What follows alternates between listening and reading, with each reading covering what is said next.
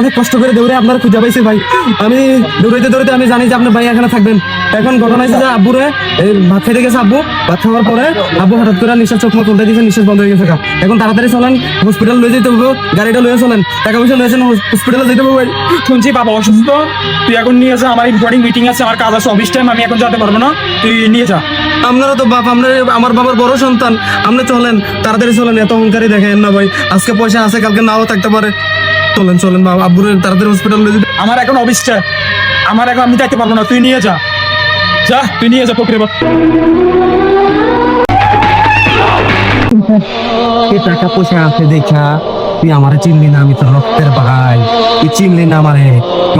অমানুষের মতো, অমানুষের মতো ডাক্তার দিয়ে তুই ফালাই দিছস।